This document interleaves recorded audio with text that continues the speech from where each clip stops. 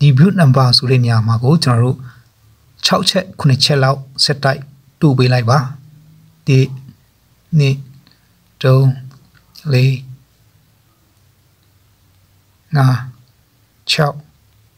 9အားလုံးပဲမင်္ဂလာပါမစတာဆောင် channel ကမိတ်ဆွေများအားလုံးကိုပြန်လည်ကြိုဆိုပါရစေဒီဗီဒီယိုထဲမှာမိတ်ဆွေတို့ကိုပြန်လည်မျှဝေပေးသွားမယ့်နည်းလေးကတော့ကျွန်တော်တို့ရဲ့ phone screen နဲ့ phone screen ပေါ်မှာရှိတဲ့ application တွေကိုအဖွင့်အပိတ်လုပ်တဲ့အချိန်မှာပုံမှန်ထက်ပိုပြီးတော့မြန်ဆန်တွက်လက်ပုတ်ပသွားအောင်စက်သိမ်းလုပ်တဲ့နည်းကိုဒီဗီဒီယိုထဲမှာမိတ်ဆွေတို့ကိုပြန်လည်ပြီးတော့မျှဝေပေးသွားမှာပဲဖြစ်ပါတယ်မိတ်ဆွေတို့အနေနဲ့စိတ်ဝင်စားရဆိုရင်ဗီဒီယိုလေးကိုစောင့်အောင်ကြည့်ရှုတွားဖို့ဖိတ်ခေါ်ပါတယ်ကဲဒါဆိုရင်ကျွန်တော်တို့ဗီဒီယိုအစီအစဉ်လေးကိုဆက်လိုက်အောင်နော်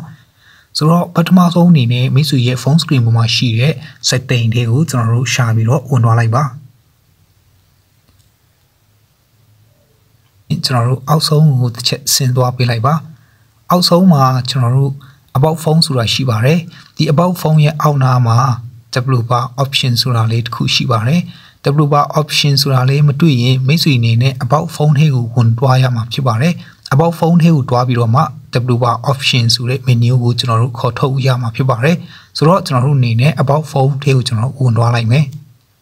about phone ထဲရောက်ပြီဆိုရှင်ကျွန်တော်တို့ software information ဆိုတဲ့နေရာလေးကိုမိတ်ဆွေတို့လက်ရှာပေးလိုက်ပါပြီးတော့ကျွန်တော်တို့ software information တွေကိုကျွန်တော်တို့ click နေပြီးတော့ဝင်သွားလိုက်မယ်ပြီးတော့ကျွန်တော်တို့ဒီ software information ထဲမှာကျွန်တော်တို့ boot number ဆိုတဲ့နေရာလေးကိုမိတ်ဆွေတို့တစ်ချက်ကြည့်လိုက်ပါဒီ boot number ဆိုတဲ့နေရာမှာကိုကျွန်တော်တို့6ချက်9ချက်လောက် set type တူပေးလိုက်ပါ1 2 3 4 5 6 9 Okay ကျွန်တော်တို့ W bar mode ကိုကျွန်တော်တို့ခေါ်ထုတ်ပြီးသွားပြီဆိုရှင်เนาะကျွန်တော်တို့ဒီထက်ကနေထွိုက်လိုက်မယ်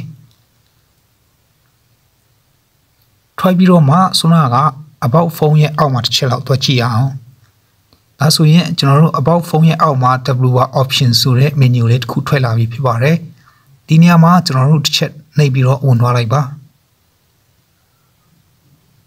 ပြီးရင်ကျွန်တော်တို့အောက်ဆုံးကိုတစ်ချက်ဆင်းသွားလိုက်မယ်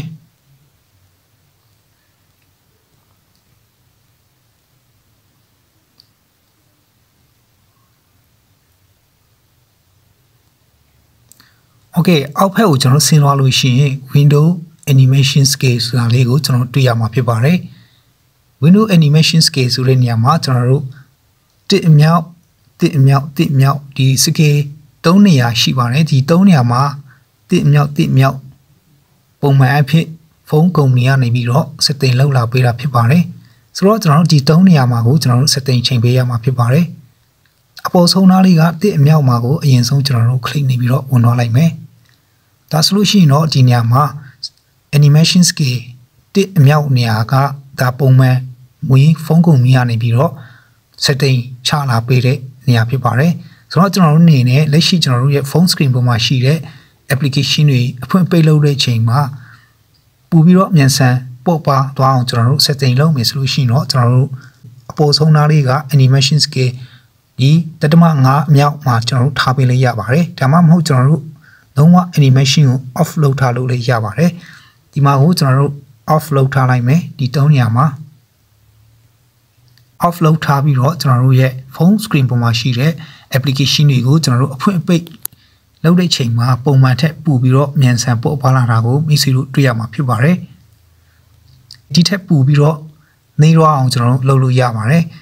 window animation scale ကိုကျွန်တော်ဝင်လိုက်မယ်ဝင်ပြီးတော့မှကျွန်တော်တို့ဒီအောက်ဆုံးသားလေးက scale နှစ်အမြောက်ဒါမှမဟုတ်ငါအမြောက်စသည်ဖြစ်ဒီနေရာဒီမှာကျွန်တော်တို့ထားပေးလိုက်ပါဒီနေရာဒီမှာကျွန်တော်တို့ထားလိုက်မယ်ဆိုလို့ရှိရင်တော့ကျွန်တော်တို့ရဲ့ phone screen ပေါ်မှာရှိတဲ့ application တွေအဖွင့်ပိတ်လုပ်တာအရင်ကနေတော့မှာဖြစ်ပါတယ်ခေါနော်ဒီမှာမိတ်ဆွေတို့ကြည့်လိုက်ပါမူရင်းချက်ပူပြီးတော့မြန်ဆန်ပို့ပွားတော့အောင်ကျွန်တော်တို့လုပ်မယ်ဆိုလို့ရှိရင်တော့ဆွနာကထားတဲ့အတိုင်းပဲကျွန်တော်တို့ window animation scale ထဲဝင်လိုက်မယ်ပြီးရင်ကျွန်တော်တို့ animation off ကိုကျွန်တော်တို့ထားပေးလိုက်ပါ off နေရာမှာကျွန်တော်တို့ထားပေးလိုက်ပါဒီဗီဒီယိုလေးကမိတ်ဆွေတို့အတွက်အကျိုးရှိတယ်ဆိုရင်ဗီဒီယိုလေးကို like and share များလုပ်ပေးတော့နိုင်ပါတယ်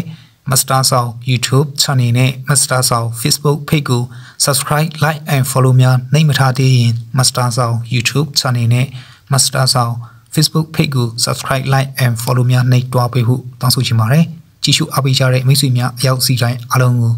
ကျေးဇူးတင်ပါတယ်အားလုံးပဲမင်္ဂလာပါ